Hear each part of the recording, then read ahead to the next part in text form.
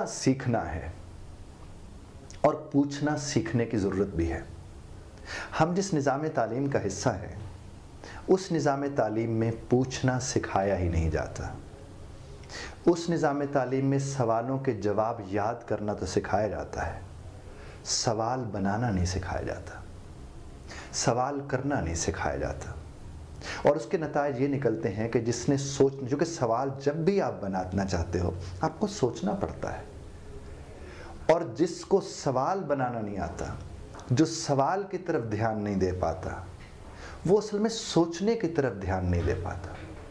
और जब सोचने की तरफ वो ध्यान नहीं देगा और किसी के लिखे हुए जवाब को एज इट इज़ याद कर लेगा, तो आप उससे ये तवक्को मत कीजिए कि कल को वो फैसले करने जाएगा तो ये फैसले सोचे समझे और उसके अपने होंगे। वो यकीनन किसी और के फैसले की भीड़ चढ़ा हुआ होगा और फिर आपको भी कुछ और लोगों के फैसलों की भीड़ चढ़ा देगा। आपने अक्सर देखा होगा कि हमारे यहाँ किसी के लिखे हुए को कोई आकर हमें पढ़ा देता है और फिर उस लिखे हुए पर किसी और के लिखे हुए को याद करवा दिया जाता है, और फिर किसी और के लिखे हुए को याद करके हम मुंतकिल करके आ जाते हैं एक पर्चे के ऊपर, और फिर हम अगर वो दुरुस्त अंदाज में नहीं, दुरुस्त तौर पर उसे मुंतकिल करके आ गए, यानी हमने स्पेलिंग्स का ख्याल रखा, हमने उसी तरतीब का ख्याल रखा, एज इट इज़ हम लिख कर आ गए, तो फिर हमारे नंबर अच्छे खासे आ जाते हैं। नंबर लेकर हम सुरखरू तो हो जाते हैं, लेकिन हम अपनी मदद करने लायक नहीं रहते, हम किसी और की मदद करने लायक नहीं रहते हैं। उससे नुकसान क्या होता है, वो नस्ल जिसने कौम को संभालना था वो खुद ही संभली हुई नहीं होती है, क्योंकि वो किसी सोच का नतीजा नहीं होती है, और सोच का नतीजा वो तब हो जब वो पूछना सीख चुकी हो। तो जिसको पूछना आता है बुनियादी तौर पर उसे सीखना आता है। और शायद हदीस मुबारका भी है कि सवाल आधा इल्म है, यानी अगर देखें ना, कोई भी शख्स पूछेगा तो तब ना जब वो सोचेगा,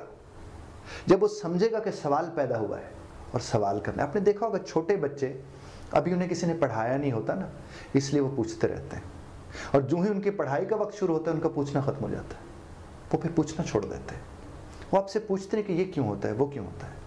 और फिर क्या होता है, अगर कोई बच्चा पूछना भी शुरू कर दे तो बताने वाले ने कौन सा को पूछना सीखा था, इसलिए वो चिड़चिड़ा हो जाता है, कहते हैं हर एक बात क्यों पूछते हो, अब ये कोई पूछने वाली बात है, तुम्हें खुद समझ नहीं है। जिस घड़ी आप कहते हैं ये कोई पूछने वाली बात है, तो आप एक बहुत बड़े नुकसान का हिस्सा बन रहे होते हैं, और वो नुकसान आप ही की नस्ल का नुकसान होता है। अगर इदारे आपकी नस्ल का ख्याल नहीं रख रहे, आप तो रखिए, और भरम कायम कीजिए अपने बच्चों का, उनके सवालों का जवाब देकर, उनके सवालों को अप्रिशिएट करके। और मैं असातिज़ा से भी ये गुजारिश करूँगा, ज़रूर कवर करवाएं सिलेबस, आप ज़रूर ख्याल रखें उस करिकुलम का जिसके ज़ाहिर आपने ज़ाहिर कहीं जॉब है उसको देखना है, करना है, लेकिन साथ ही साथ अपने हिस्से का झाड़ू लगाना, अपने हिस्से की शमा जलाना, अपने हिस्से का काम करना। ये है कि अगर आप 35 मिनट में उसको सिलेबस कवर करवाते हैं तो कोशिश करें कोई 5 मिनट सही, कोई 3 मिनट सही, बोर्ड के ऊपर ही लिख लें, वाई, व्हेन, वेयर, हाउ लिख कर उन्हें कहें भाई किसी भी चीज़ के ऊपर एक एक सवाल बना दो, बेशक वो बोंगा सवाल क्यों ना, उस सवाल बनाने के अमल से तो गुजरो। तो अपने बच्चों को, बड़ों को, सबको पूछना सीखना सिखाने की ज़रूरत है। और जब आप ये सिखाना शुरू कर देंगे तो यकीन मानिए आपके बच्चे आपके काम आएंगे, और आज जो वो आपके लिए तकलीफ़ या परेशानी का कहीं जाकर सबब बनते हैं वो नहीं बनेंगे। मैं अक्सर लोगों से कहता हूँ कि बच्चे जब जवान होते हैं तो माँ बाप की जवानी का उन्हें सबब बनना चाहिए। वो बुढ़ापे का सबब क्यों बन जाते हैं, उसकी सिर्फ एक ही वजह है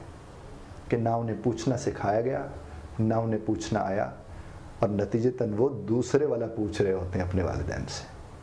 बहुत शुक्रिया सुनने का।